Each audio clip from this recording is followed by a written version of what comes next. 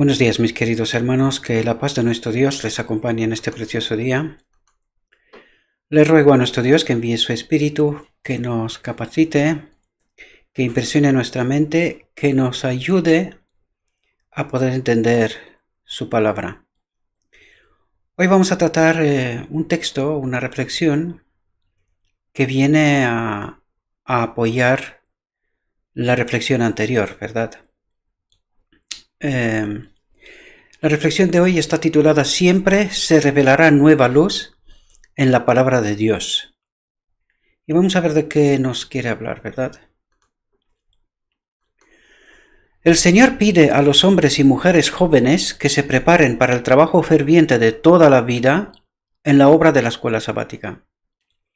Los esfuerzos espasmódicos no servirán de nada para lograr mucho bien o para convertirlos en obreros exitosos en la obra de Dios.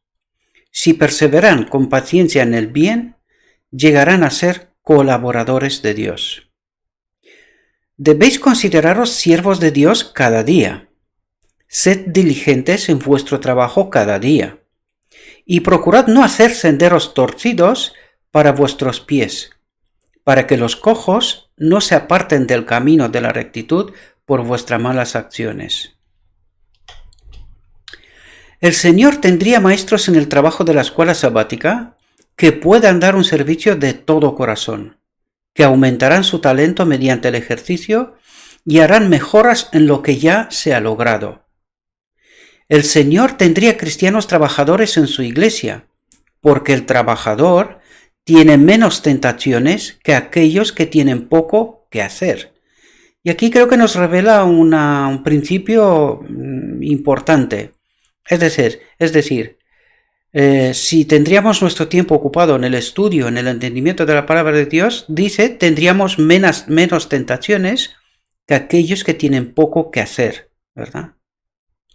Aquellos que realmente creen en Cristo se convertirán en obreros junto con Dios. Serán gobernados por su Espíritu.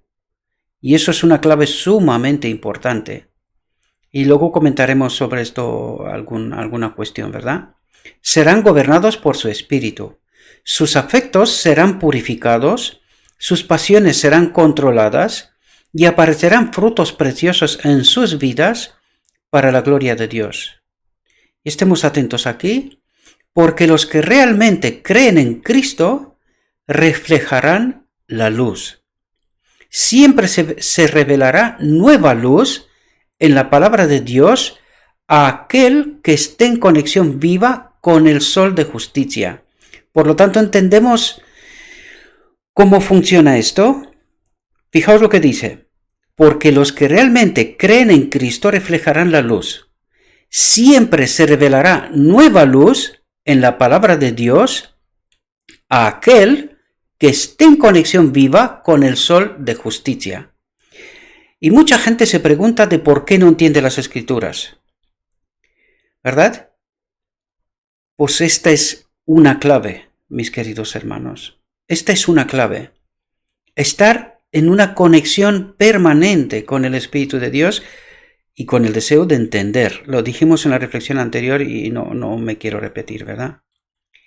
Fijaos lo que dice aquí. Que nadie llegue a la conclusión de que no hay más verdad que revelar. El diligente y orante buscador de la verdad encontrará preciosos rayos de luz que aún no brillan en la palabra de Dios, que aún no brillan, y ahora veremos por qué dice esto, ¿verdad? Todavía hay muchas gemas dispersas que deben ser reunidas para ser propiedad del pueblo remanente de Dios. ¿De quién está hablando aquí? Está hablando del remanente de Dios, mis queridos hermanos, es decir, del final del tiempo de la historia de este mundo. Por lo tanto, estas gemas, lo dijimos en la reflexión anterior, ¿para quién estaban preparadas? ¿Comprendemos? Para nosotros. Por eso dijimos que la historia, las escrituras, la palabra de Dios, todo estaba preparado para este pueblo final. ¿Entenderemos? Pero la luz no se da simplemente para ser una fuerza para la iglesia, sino para ser derramada sobre aquellos que están en la oscuridad. Entendemos que este es el mensaje que hay que dar al mundo, en realidad. Eso es lo que trata de decirnos. El pueblo de Dios debe mostrar las alabanzas de aquel que los ha llamado de las tinieblas a su maravillosa luz. Cristo ha dicho de su pueblo: vosotros sois la luz del mundo, y la misión de la luz es brillar e iluminar las tinieblas. Por lo tanto, tenemos un propósito, ¿verdad? Un mensaje y un propósito. O que los maestros y los alumnos sean lo que el Señor diseñó que fueran cuando dio su vida, para que pudieran ser hijos e hijas de Dios y ganar la corona de la gloria inmortal. Y ahora os traigo otro pequeño texto de Review and Herald de 1889 que creo que nos tiene que ayudar y aportar, ¿verdad?, a ese entendimiento, a lo que tratamos de entender. Fijaos lo que nos dice. Si te contentas con pensar y predicar en una visión estrecha, limitada, condicionada, con prejuicios, eso es lo que nos trata de decirnos, ¿verdad? No avanzarás en la comprensión, ni conocerás la profundidad y la grandeza de la verdad. Por lo tanto, entendemos, mis queridos hermanos, lo imperioso necesario que es quitarnos prejuicios, ¿verdad? Estar de mente abierta, ampliar el horizonte, la visión, porque si no, no avanzaremos en la comprensión. Nos quedamos con una visión estrecha, ¿verdad? Condicionada, limitada, ¿verdad? Y no es porque no quiere Dios revelarnos la verdad, sino porque nosotros mismos nos estamos condicionando, ¿verdad? Fijaos lo que dice aquí. Si deseas entender los misterios de Dios, dice, los misterios de Dios, debes buscar en las Escrituras. Por lo tanto, tenemos mucho trabajo. ¿Habéis visto? En el texto anterior nos decía, las gemas están dispersas. Pues nuestro Dios decidió trabajar de esta manera para que estemos ocupados, pero que también tengamos esa alegría de cuando encuentras un diamante, ¿verdad? Pues qué alegría tienes, ¿no? Como en la vida real. Si encontrarías un diamante, ¿cambiaría tu vida o no? Pues de eso se trata. La palabra de Dios tiene que ser eso mismo para un cristiano, ¿verdad? Esa misma experiencia. Fijaos, no hay nada que desarrolle el intelecto como la lucha con los grandes problemas de la verdad revelada en la palabra de Dios. ¿Entendemos? Dice, no hay nada que desarrolle el intelecto como la lucha con los grandes problemas de la verdad revelada en la palabra de Dios. Por lo tanto, es una pelea para poder entender. ¿Comprendemos? Podéis mantener vuestra mente en constante meditación y oración, incluso cuando vuestras manos están ocupadas. Es decir, en todo momento, estemos donde estemos, ¿verdad? La verdad de Dios es un tesoro que tiene más valor que todo lo demás en el mundo. Por lo tanto, ¿qué precio tiene la palabra de Dios? Dice que tiene más valor que todo lo demás en el mundo. ¿Entendemos?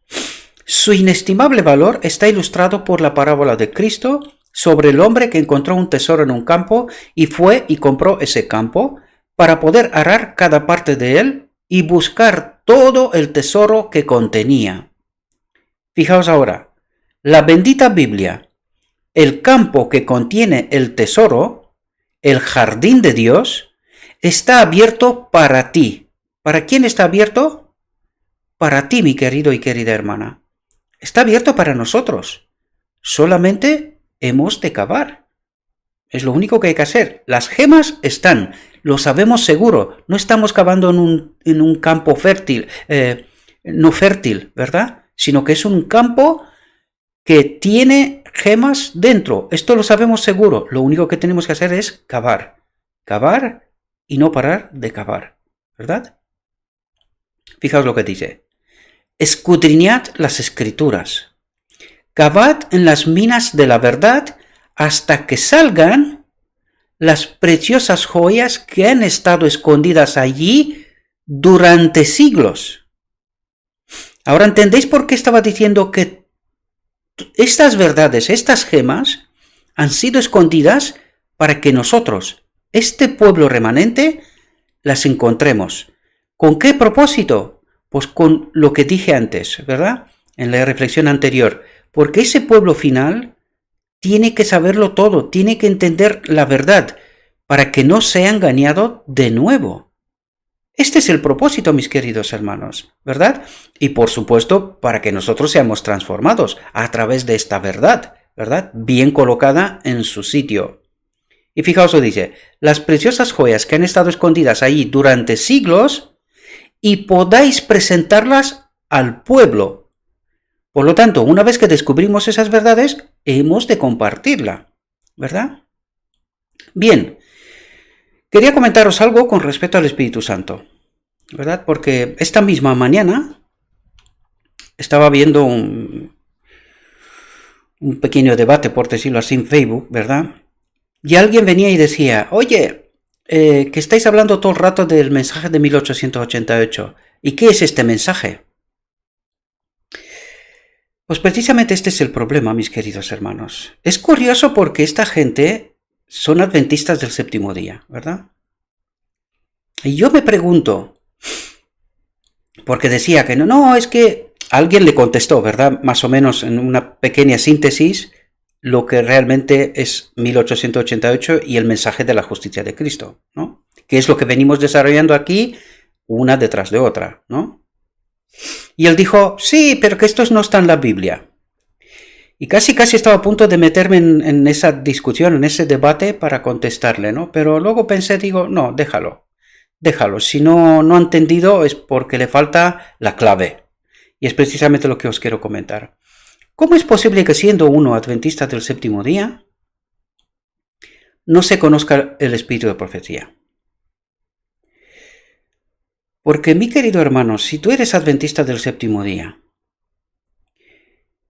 y no entiendes que el fundamento de este pueblo fue sentado a través del espíritu de profecía, ¿verdad? Es la Biblia, por supuesto, pero aquí tenemos que hacernos una pregunta clave. Yo le decía en la reflexión anterior también, cada uno ponga el espíritu de profecía donde quiera, ¿verdad? Porque su nivel, su capacidad de comprender lo que está escrito allí, le contestará a esta pregunta. Si está por encima, por debajo, igual, no importa, ¿verdad? Yo no voy a entrar en este debate porque eso es una cosa personal, ¿verdad? Pero ahora, y además la Elena de White, ella lo dijo claramente, ¿verdad? ¿Cuál es el sitio, no? Que le corresponde. Pero si tú no te conoces el espíritu de profecía, aquí hay que ponerse una pregunta importante. ¿Por qué Dios escoge darnos el espíritu de profecía? Si tú, querido hermano, quieres que todo, es decir, todo lo que tratamos aquí de estudiar, tú lo quieres encontrar exactamente así en la Biblia, ¿qué sentido tiene que Dios mande un profeta y que te dé todo este texto, todo esto escrito? Ahora bien, te quiero explicar también otra cuestión. Todos esos textos no deberían de haber existido, nunca. Pero ¿sabes por qué existen? Porque en 1888, cuando Dios envió el mensaje que correspondía al día de la expiación, es decir, la justicia de Cristo, para que entendamos el asunto del pecado, en fin, que podamos entender cuestiones muy profundas, ¿verdad? ¿Por qué crees que Dios nos envía el espíritu de profecía?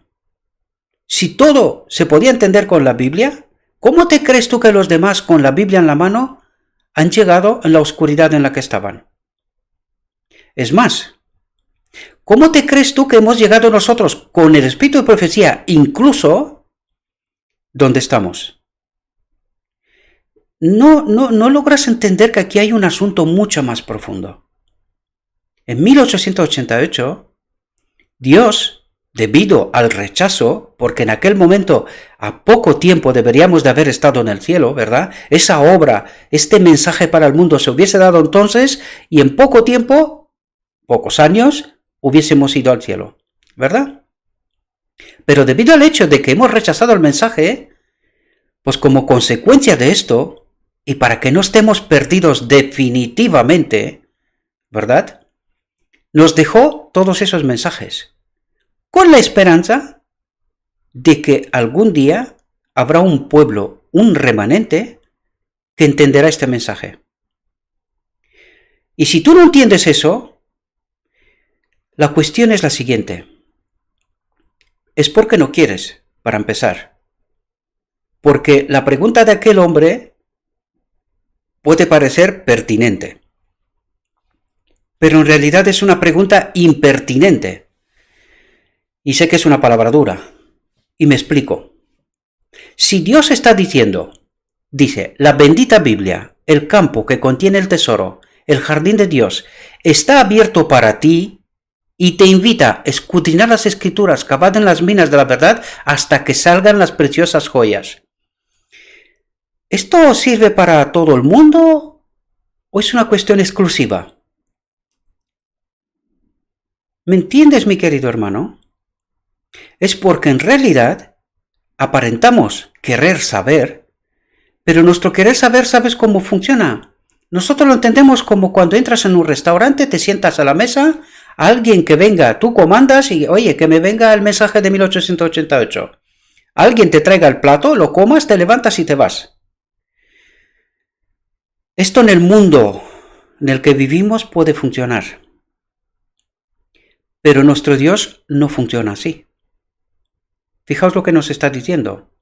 Nuestro Dios nos invita en la cocina y nos dice, vamos a cocinar juntos. ¿Verdad? Vamos a cocinar juntos. Y te descubre un evangelio personalizado. Deberías de entender la exclusividad que tienes, mi querido hermano y hermana. Dios te quiere presentar el evangelio a ti, personalmente.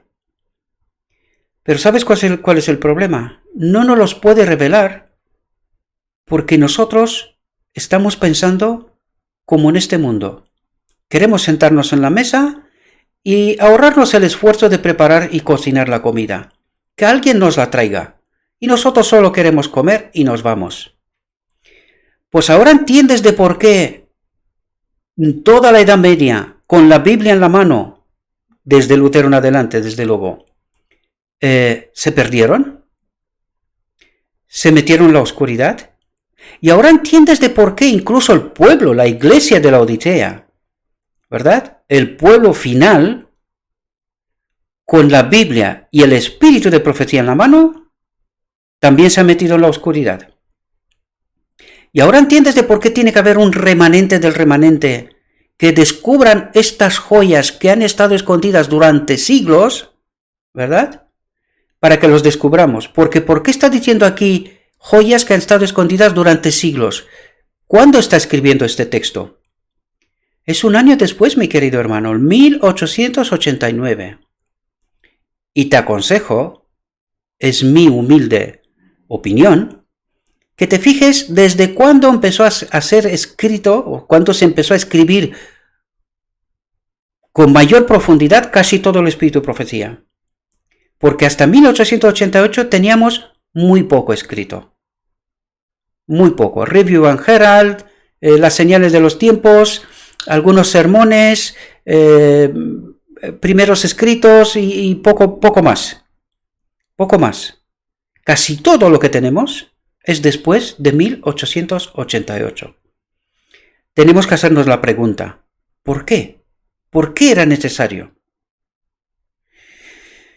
Así que, mi querido hermano, no entendemos porque no buscamos esta conexión viva con el Espíritu de Dios.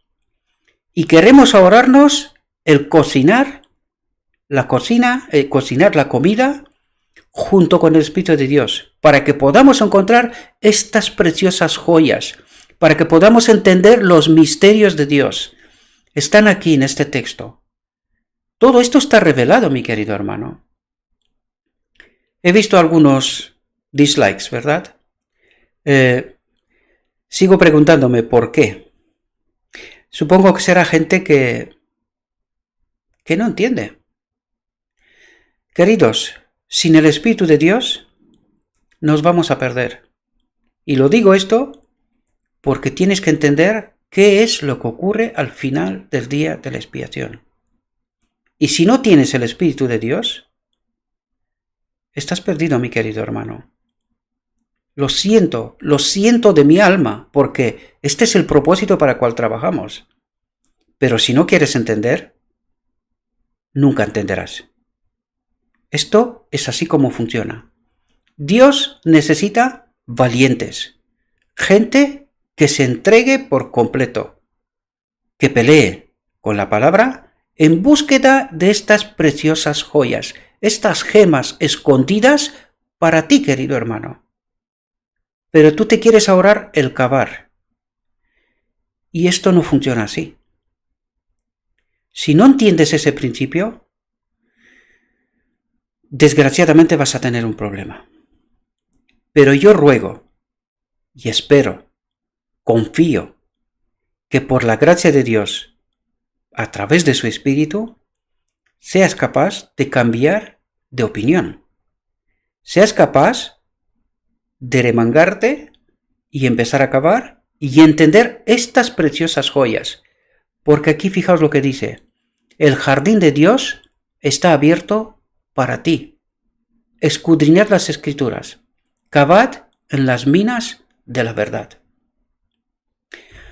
Espero, mis queridos hermanos, que esta reflexión os haya podido ayudar una vez más y que entendamos cuál es el método de Cristo, cuál es el método de Dios para salvarnos.